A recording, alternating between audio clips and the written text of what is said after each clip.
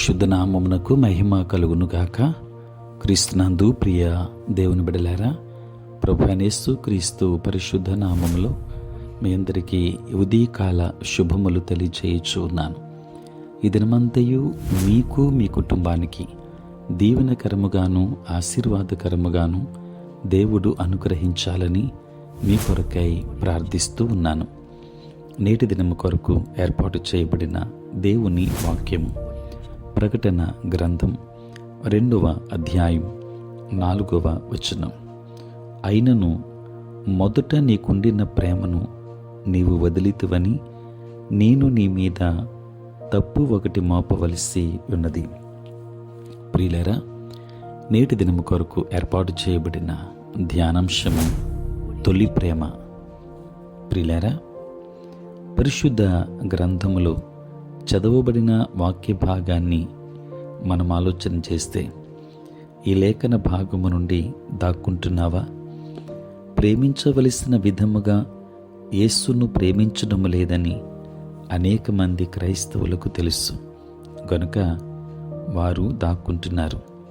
ప్రియులారా, ఇది వారికి దాన్ని గుర్తు చేస్తుంది. కానీ మొదట్లో ఆయన్ని ప్రేమించిన స్థితికి రమ్మని యేసు చెప్పడం లేదు.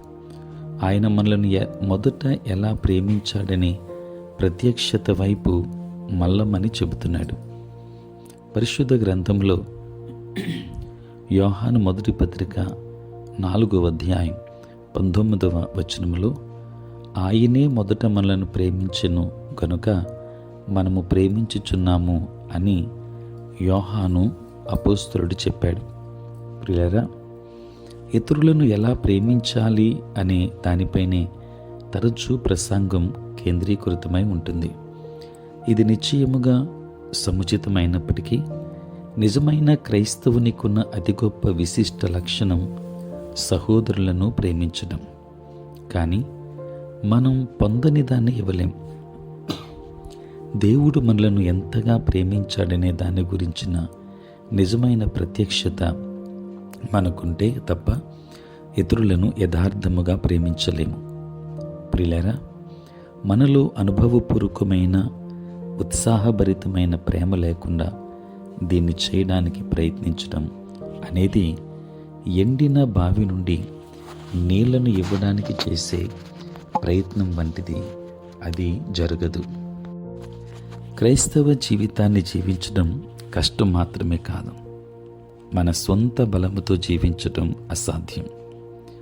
యేసు కొరకు నీవు నేను జీవించడం నిజమైన క్రైస్తవ్యం కాదు. కానీ మన ద్వారా యేసు జీవించడమే నిజమైన క్రైస్తవ్యం. గలతీ పత్రిక 2వ అధ్యాయం 20వ వచనం. ప్రియులారా, ఇది ఇతరులను ప్రేమించడంలో మరింత స్పష్టంగా ఉంటుంది. యేసు ఆజ్ఞాపించిన ఇలాంటి ప్రేమలో చెంపను తిప్పడం, సిలువ వేసే వారిని క్షమించడం ఉంటాయి. ఇలాంటి ప్రేమ మానవీయంగా అసాధ్యం. దేవుని నుండి మాత్రమే వచ్చే అద్భుత ప్రేమతో మాత్రమే ఈ విధముగా జీవించగలం. కాబట్టి నీ పట్లున్న దేవుని ప్రేమను బట్టి ఇతరులను ప్రేమించడం అనేది ఫలమే కానీ వేరు కాదు. ప్రియులారా, మొదట యేసును నీ ప్రభువుగా రక్షకునిగా అంగీకరించినప్పుడు దేవుడు నిన్ను ఎంతగా ప్రేమించాడు అనే అవగాహనతో కూడిన సంతోషానికి మళ్ళినప్పుడు ఉద్దేశపూర్వకముగా ఎన్నడైనా ప్రేమించేదానికంటే ఎక్కువగా ఇతరులను యాదృచ్ఛికంగా ప్రేమిస్తావు.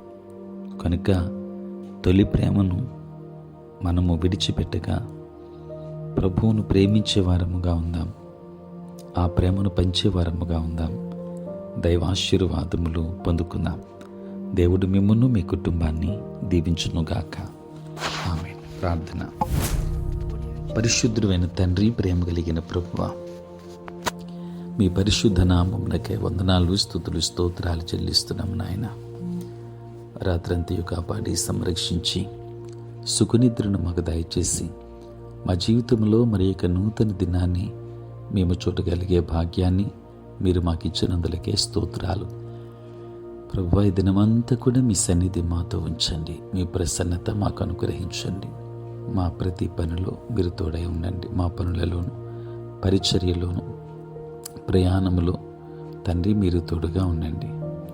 తండ్రి, నేటి దినాన పుట్టినరోజు, పెళ్లి రోజు జరుపుకొనుచున్న బిడ్డలను దీవించి నూతన ఆశీర్వాదములు మెండుగా వారికి అనుగ్రహించండి.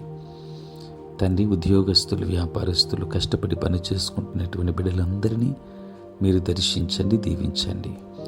చదువుకున్న బిడ్డలకు కావలసిన జ్ఞానాన్ని మీరు ఇవ్వండి. తండ్రి, నీ స్తోత్రాలు. ప్రభువా, నీ నామమును ఎరుగక నశించిపోతున్న వారు అనేక మంది ఉన్నారు. వారందరినీ కూడా జ్ఞాపకం చేసుకోండి. మారు మనసు అనుభవములోనికి నడిపించండి. తండ్రి నాయన, మరి సమయంలో నీ సేవ పరిచర్య చేయుచున్న ప్రతి సేవకుని దీవించండి. సార్వత్రిక క్రైస్తవ సంఘాన్ని ఆశీర్వదించమని, తోడై ఉండమని యేసు నామములో ప్రార్థించి వేడుకొనుచున్నాము తండ్రి. ఆమేన్. తండ్రి, కుమార, పరిశుద్ధాత్మ త్రియేక దేవుని దీవెన సదా మీకును మీ కుటుంబానికి తోడై ఉండును గాక. ఆమేన్.